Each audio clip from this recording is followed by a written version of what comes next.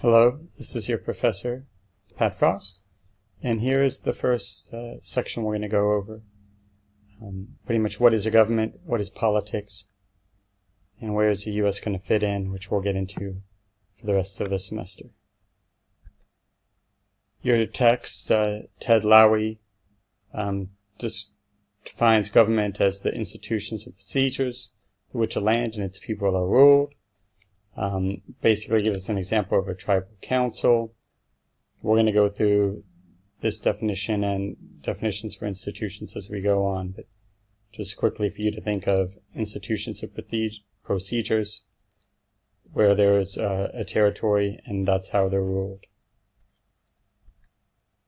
There's an example of imagine a farming society, just a group of 20 to 30 people, and everyone is equal, but they have to make decisions, making a new irrigation system. How do they organize? How do they make these important decisions for their society? You can call this a small example of government. Types of governments, we're going to go over 3 basic descriptions, but you can bring these down to get to more details, and we'll show you some of those. But an autocracy is like an autocratic government where a single person or a small group of people that has total control of decision makings and controls institutions of government. An oligarchy, it's going to be a bigger group of the elites who control the society. And in a democracy, this is a system where everyone who's considered a citizen, the larger the citizen pool, the more democratic they are, will play a part in the democratic process. Next, we have forms of government, which connect to what we just saw before, the authoritarian, what kind of limits do they have? No formal limits, these dictators are in charge, but there may be some social constraints, social groups, interest groups that they need to acknowledge and respond to. In a constitutional, there's going to be formal, which means like usually written down rules that the people in charge of government have to follow. And in a totalitarian system, this is where the rulers have complete control of who can do and say what and do what at all times. You think of Nazi Germany. Here's just a couple other descriptions of types of governments. All these here would be listed under authoritarian, from what we described earlier: monarchy, theocracy, rule of religious leaders, rule of kings, one-party regime like China. To further describe what a government is, you can say that it's an organization of political authority within a state or within a territory. So these are the rules and processes by which people gain authority to make these collective decisions, like we talked about with the farmers, for a territory, a state.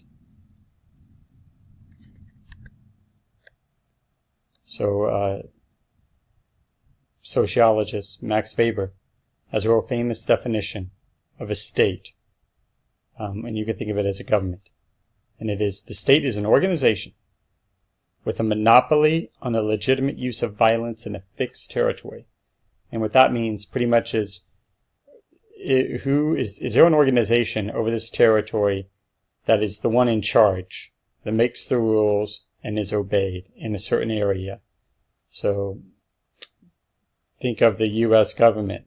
Are they an organization with monopoly on the legitimate use of violence in a fixed territory? Yes, they are. We have police, we have laws that are obeyed by the police, and they're considered to be legitimate.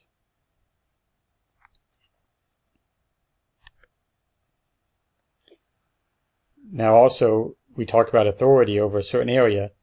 Well, does this authority have legitimacy?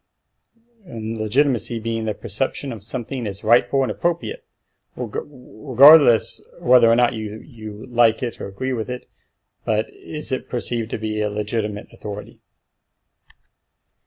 And Max Weber discusses a few forms of how a government could be considered legitimate and their authority legitimate. You have traditional legitimacy. This is a government that's always been around. It could be a monarchy that's been in charge, and the king's his father was in charge or his mother was in charge, and this is something we're used to. There are long histories and stories of our culture and that we've been under this rule, so it has some legitimacy. There's charismatic legitimacy. This usually is tied to certain leaders or parties where, for whatever reason, people are attracted to them and want to be led by them. Then there's rational legal legitimacy, and this is where you go think of the United States, think of constitutional democracies, where there's a rational, people do think things through, they do what they think is right, and a legal, meaning, there's written down laws. So this is what we would think of as a modern democracy. And there are rules that are logical, systematic, and evenly applied. And this would give them legitimacy. So you could argue the United States has all three of these legitimacies, but you would definitely say rational legal is the most perfect description. And governments, how do they get people to comply with their legitimacy and their authority? And I'm going to go over real quick some carrots and sticks. Carrots meaning, what do they have to offer the citizens? And as we're going to go into a little bit, the most important thing a government can provide is order, safety. That's a major benefit. If the economy is doing well, people are seen to have a chance to grow and to prosperous and safe, this will give the government legitimacy. Sticks, of course, governments can show their authority by police and military action as well. Think of riots and protests. The government can pretty much come in and say, enough's enough, this has to end, and that's a sign of legitimacy. Of course, if the broader public doesn't see this crackdown as legitimate, then they have problems. But in a stable country, the people will not want disorder and riots to occur, and they will be okay with the government using force from time to time. And as I describe here on the bottom, that the more rational, legal, legitimate a government is, the less likely they will use force. As your text describes, there's two basic components to a government, and that's a means of coercion, which we discussed. They have a military police that can enforce the law, execute the law, and provide order. And they also have an ability to collect revenue, collect taxes.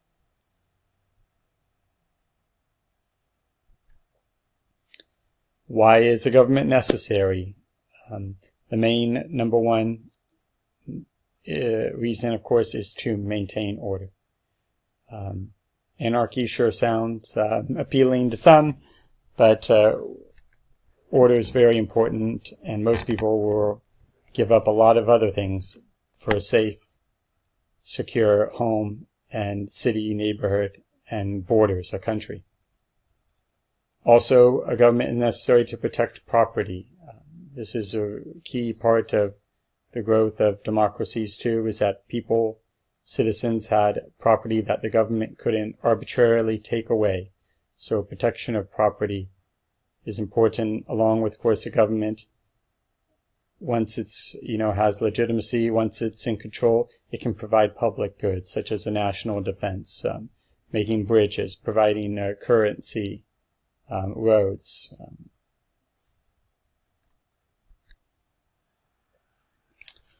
As we kind of mentioned before, collective action. And this is gathering resources and people and coordinating an effort to achieve a certain goal.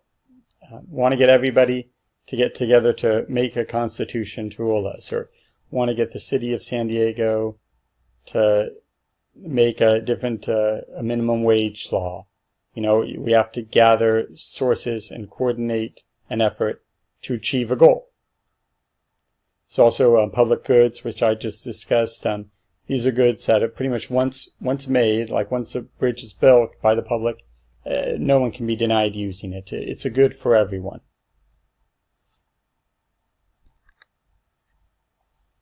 So these collective action and providing public goods, it's a fact that it becomes more difficult to successfully get these things done the more people and the more interests that are involved. And we have these terms of free riding, where maybe everyone would have their lives improved with a certain law passing or a certain person being elected, but for that individual person, they don't maybe have the time or the want or desire to go to a rally, to maybe even vote. Maybe they don't even vote, but they still would like that to happen. They're kind of free riding on the political efforts of others. There's also the idea of the tragedy of the commons. This is the idea that, for a fisherman to go out into a lake and get as many fish, that helps him.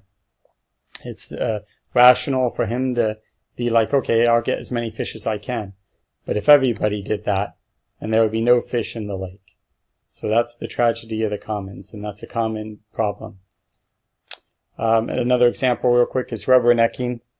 This is when everybody's looking at a wreck on the side of the road, a car accident, it slows down traffic for everyone. One of my big bugaboos. But when it gets your time, everybody likes to stop and look. And as we're going to describe here, institutions we hope help to solve this collective action problem. Institutions, that help structure politics and government. They're the rules and procedures that provide incentives for political behavior. And we're going to be talking about institutions, the American political institutions throughout the class.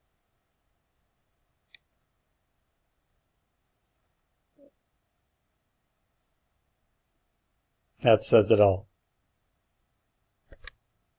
I want to go through some definitions of politics here.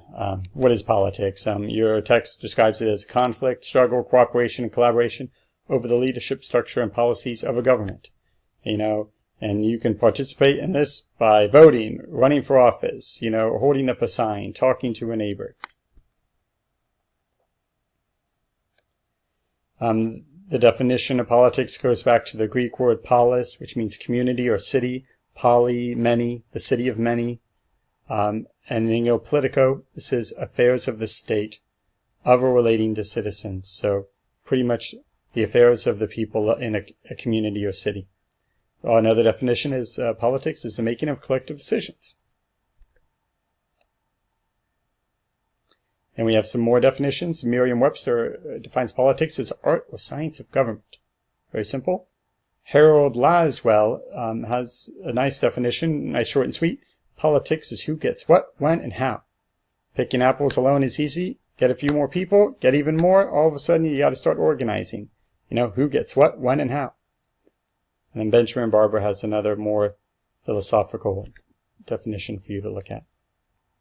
Then we have Aristotle, the father of political science, who says, by nature, man is a political animal. He has a desire for life together, we all do, even when there is no need to seek each other's help. So, though we have common interests, is bringing us together, he's pretty much saying the good life is going to be with people working together to solve problems. Man is essentially, by nature, a social animal. He cannot attain complete happiness except in a social political dependence on his fellow man. And this kind of goes into what political science is, studies of politics, answering the big questions as you see right there. And then we're going to get into next week, the American government. It's complex. It's got a framework that has the complexity that connects with liberty and political opportunity, political representation, and its grand design. We'll see the tremendous benefits it has given us, and still some flaws. And thank you, class. See you on Blackboard.